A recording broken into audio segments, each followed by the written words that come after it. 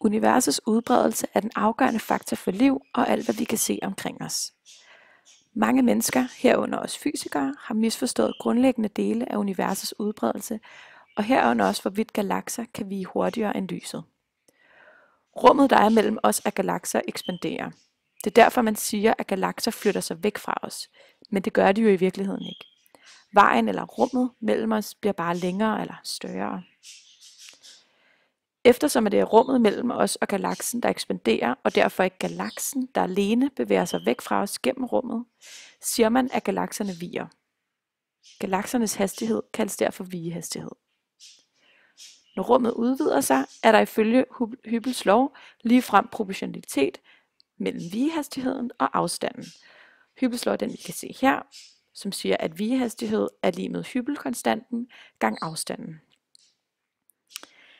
Af samme grund kan galaksernes vigehastighed bevæge sig hurtigere end lysets hastighed, da vigehastigheden ved en bestemt afstand kan være hurtigere end lyset. Denne afstand er bedre kendt som Hubble-afstanden. Hubble-afstanden er også forklaringen på, at fotoner kan nå os, da Hubble-afstanden bliver større med tiden.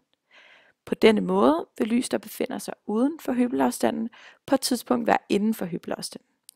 Således vil fotonerne være inden for et område, hvor det vil være muligt for dem at nå os, da de vil bevæge sig langsommere end lysets hastighed.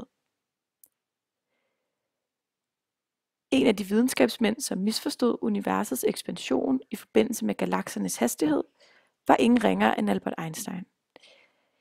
Ifølge Einsteins relativitetsteori kan intet objekt nemlig bevæge sig med en større fart end lysets hastighed.